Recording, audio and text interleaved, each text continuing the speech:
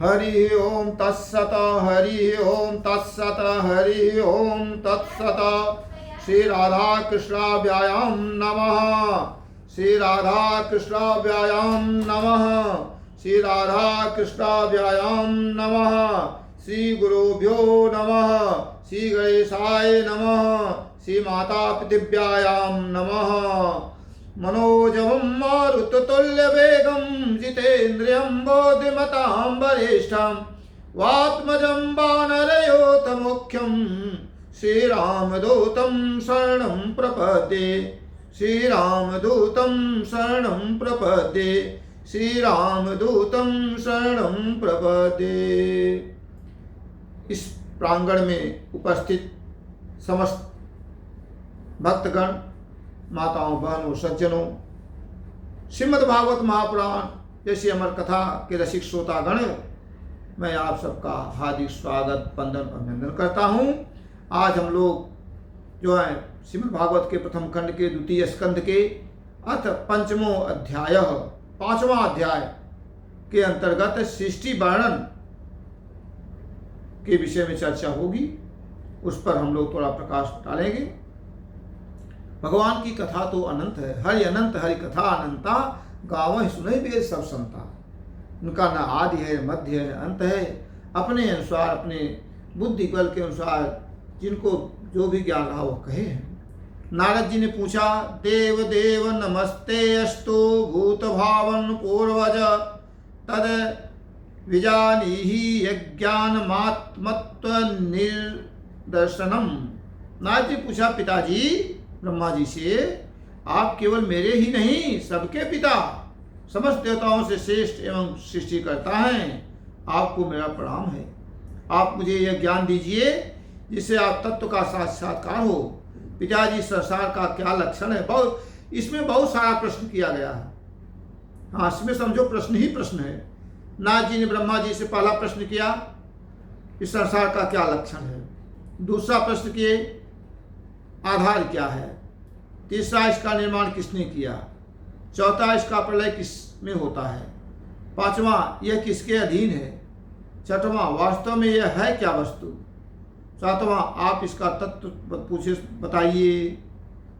यह संसार बंधुओं, यह सारा संसार हथेली पर रखे वाले के समान आपकी ज्ञान दृष्टि के अंतर्गत ही है। पिताजी, आपको यह ज्ञान कहाँ से मिला।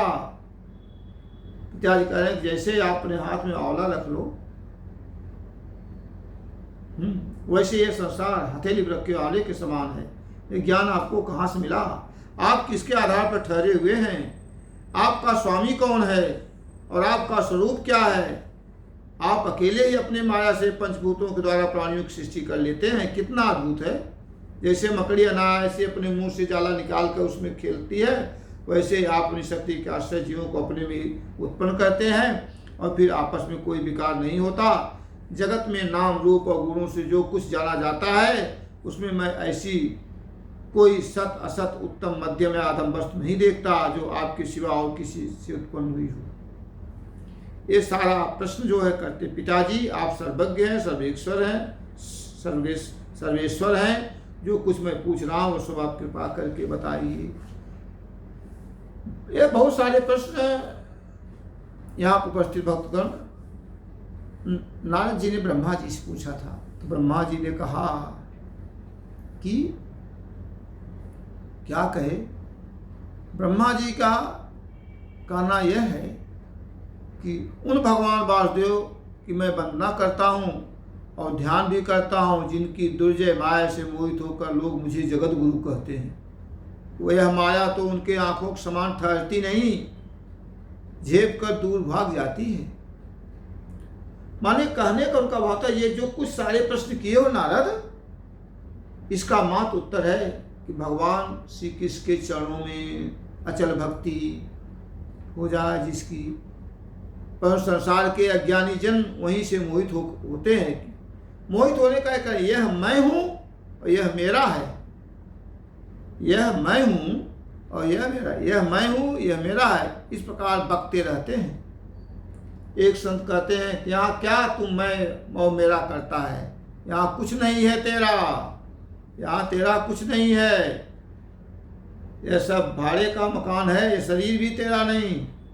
जिस दिन समय पूरा हो जाएगा, आत्मा निकल जाएगी, तू ऐसा ही पड़ा रहेगा मेरा तेरा करते हुए। कुछ नहीं, न कोई मेरा है न कोई तेरा है, सब कुछ भगवान का है।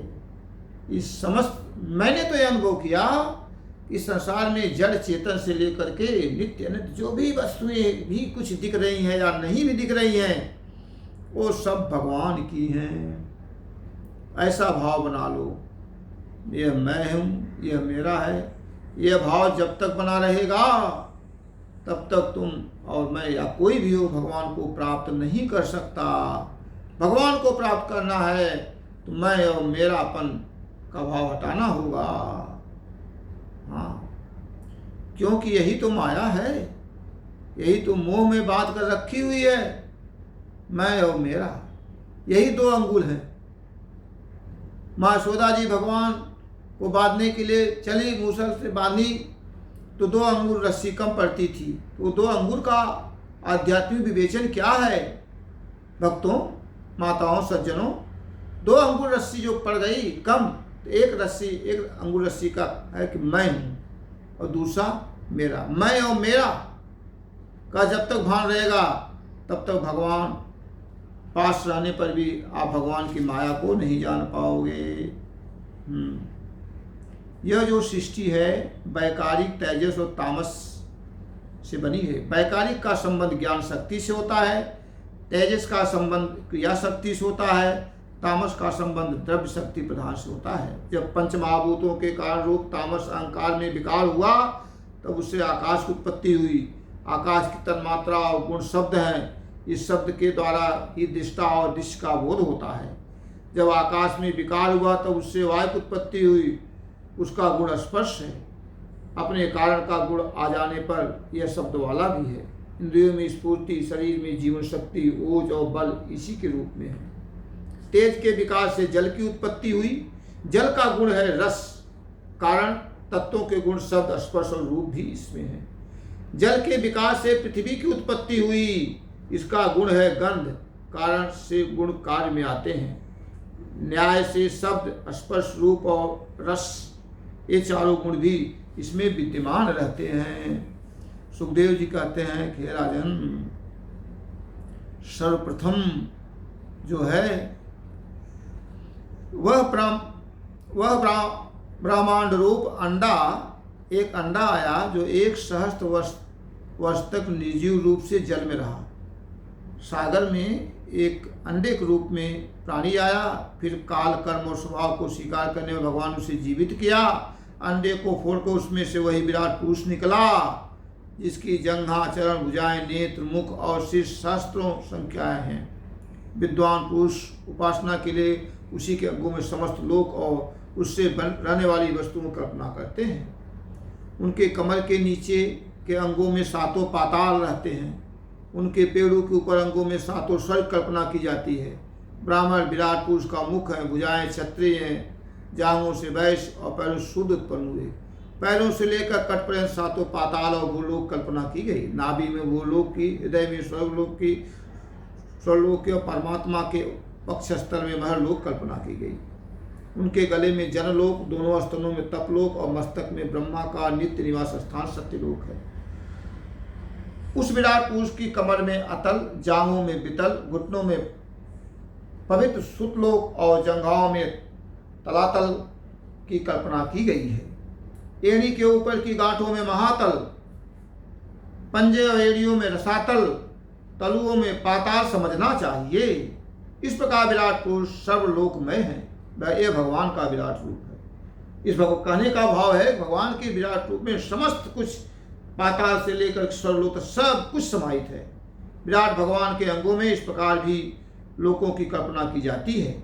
उनके चरणों में पृथ्वी है, नाभि में भूलोक है और सिर में स्वर्गलोक है। कहने का भाव है कि यह जो संसार है असत्य तो है, फिर भी इसको चलाने वाला तो कोई है।